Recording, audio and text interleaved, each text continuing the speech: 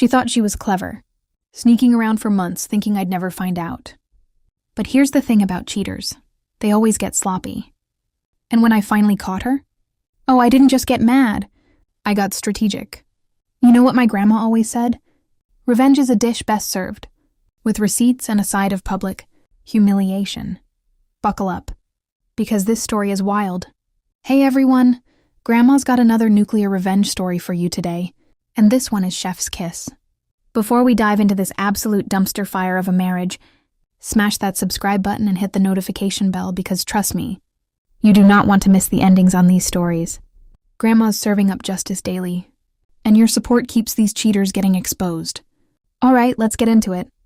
So this story comes from a guy, we'll call him Tom, who thought he had the perfect marriage. 7 years together, married for 3.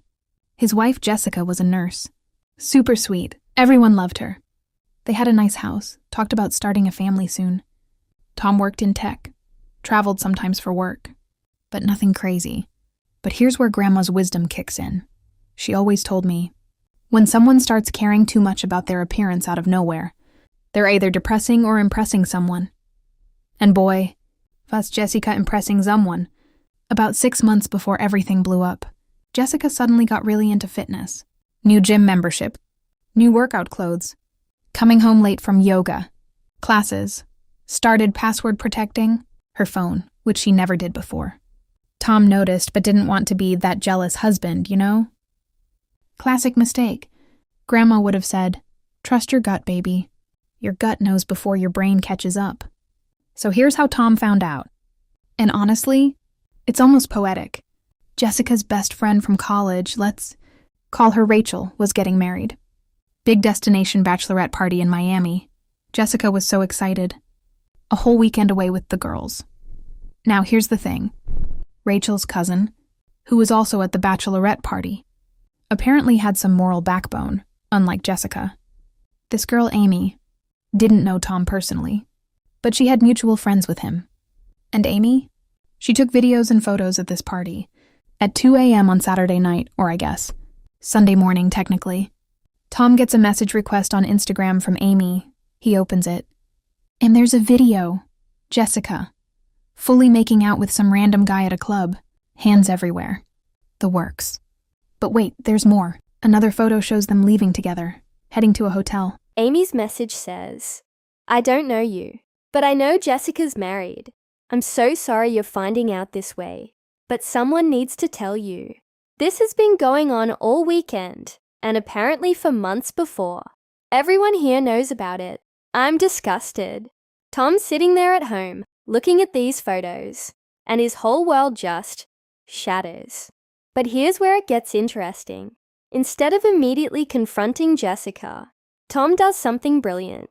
He screenshots everything, thanks Amy profusely, and then he starts digging. Remember how I said Grandma taught me about receipts? Tom created an entire folder. He went through their cell phone records. They were on a shared plan. Hundreds of calls and texts to one number. Same number for months. He reverse searched it. Guess who it belonged to? His best friend from college. His best friend, Jake. The same Jake who'd been coming over for dinner. The same Jake who was supposed to be in Tom's wedding party. The same Jake who Tom had helped through a rough breakup last year. Grandma always said, and the devil doesn't come dressed in a red cape and pointy horns. He comes as everything you've ever wished for. And apparently, so does Betrayal. Tom hired a PI. Within 2 weeks, he had everything. Photos of Jessica and Jake meeting at hotels, during her yoga classes, restaurant, receipts, everything. The PI even discovered they'd been planning to run away together. Jessica was already looking at apartments in another state where Jake had just gotten a job transfer. But here's the kicker. Jessica had been planning to divorce Tom and take him to the cleaners. She'd already consulted with a divorce attorney about how to maximize her settlement. She wanted the house, spousal support, half his 401k, everything. She was literally planning to destroy his life while sleeping with his best friend. So Tom, He got tactical. Real tactical. He waited until Jessica got back from Miami, acting like everything was completely normal. He even smiled and asked how the trip was. She lied straight to his face, talking about how fun the beach was, how much she missed him. Meanwhile, Tom's collecting more evidence daily. 2 months later, Tom planned the most beautiful revenge I've ever heard. He organized a big dinner party at their house, invited both families, close friends, and yes, Jake. Jessica had no idea what was coming. During dinner, Tom stands up and says he has an announcement. Everyone's thinking, oh, they're pregnant. Jessica's sitting there beaming.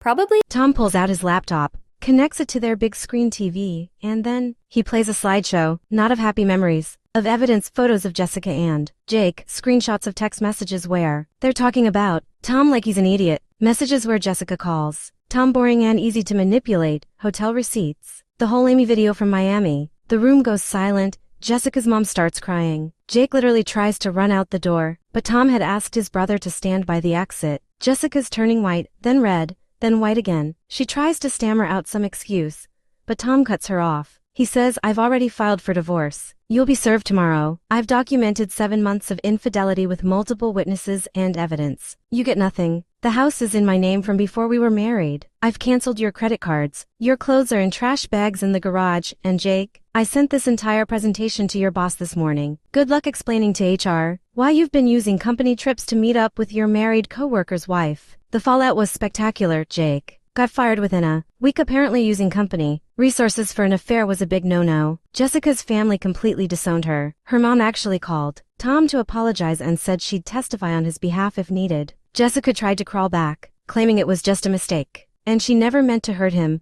Tom blocked her on everything. The divorce went through in record time. Because Tom had been so smart about documenting everything, she walked away with basically nothing. No house, no spousal support, nada. But here's my favorite part, and this is where Grandma's wisdom really shines. About a year later, Tom posted on social media that he'd gotten engaged to Rachel, yes, the bride whose bachelorette party had exposed Jessica. Turns out, Rachel had been mortified by Jessica's behavior, apologized to Tom, and they'd started talking. They bonded over the betrayal and genuinely fell in love. Meanwhile, Jessica and Jake, they tried to make it work for about 3 months before Jake cheated on her with someone else. Grandma always said, if they'll cheat with you, they'll cheat on you.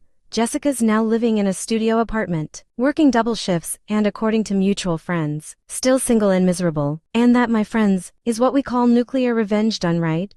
Tom didn't just get mad, he got methodical, he got receipts, he got justice, and most importantly, he got a happy ending while the cheaters got exactly what they deserved. You know what Grandma always says, karma's only a bitch if you are. Jessica and Jake thought they were so clever, but their own actions became their downfall. If you loved this story of justice being served ice cold, please hit that like button, subscribe to the channel, and drop a comment telling me what you would have done in Tom's situation. Would you have confronted them immediately, or would you have been strategic like Tom? And hey, if you've got your own revenge story, Grandma wants to hear it. Maybe your story will be featured next. Remember folks, Grandma's dropping new revenge stories every single day, so turn on those notifications. Until next time, stay loyal, stay smart, and remember, cheaters never win, but revenge always wins. This is Grandma signing off. Peace.